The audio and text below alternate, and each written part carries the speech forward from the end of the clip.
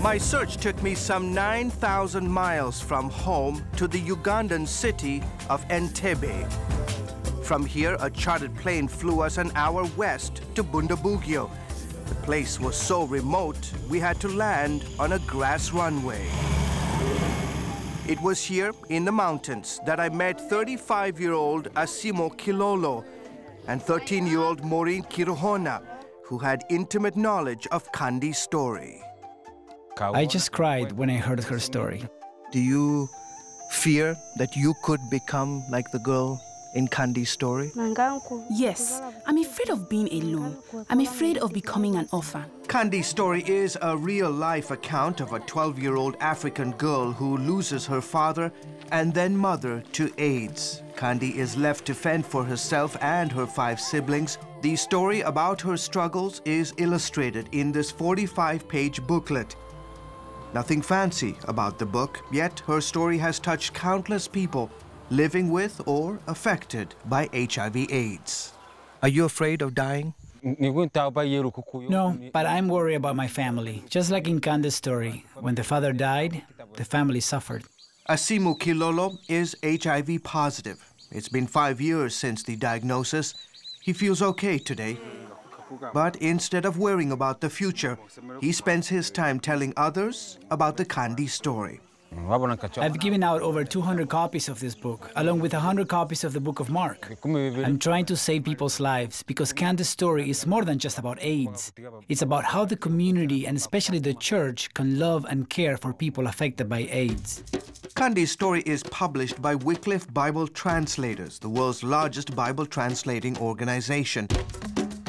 Since 2004, Wycliffe has translated the story into 90 languages in some 12 African nations.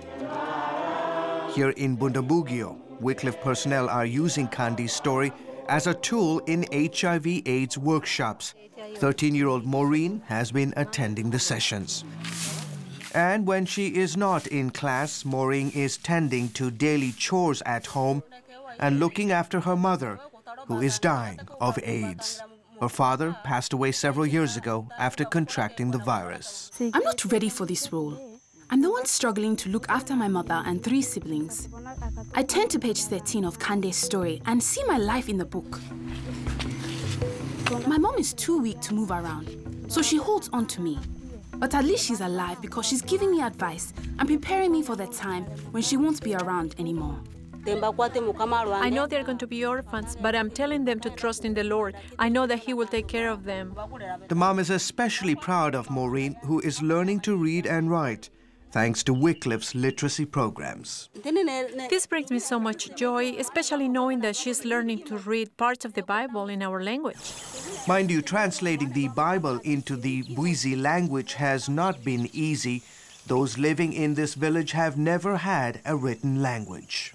It was years and years of just working out the orthography. How are they going to represent the 3 different B sounds? You know, hard B, soft B, and the implosive B. But I think it has really borne fruit. As of this year, Wycliffe has translated more than 60% of the New Testament. Verifying scriptural accuracy is so key to the whole process of Bible translation, and that is why Wycliffe translators take a very long time, a very painstaking process of making sure that what they're translating is accurate. But Bible translation is only part of the solution. It's certainly about transformation for eternity, but it's also about transformation here and now, because they see so many people who have quality of life here and now, because not only because of the translated scriptures, but because of the access to information and education. And that includes health issues like HIV/AIDS education, malaria education, clean water. All of those things, we have this privilege of translating materials so that people have a better understanding. Back at the workshop, Maureen and ASIMU are trying to take it all in. A group of men and women perform a musical skit about staying pure before marriage and staying faithful to your spouse. They also discuss how to avoid getting AIDS or spreading it to others. Our people need this information. I'm going to take what I learned here and share it with others. I love people, and I have a responsibility to help my fellow men stay alive and be healthy.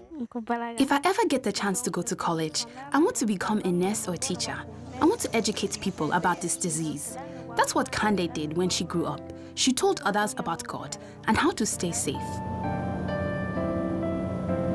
George Tama, CBN News, Bundabugyo, Uganda.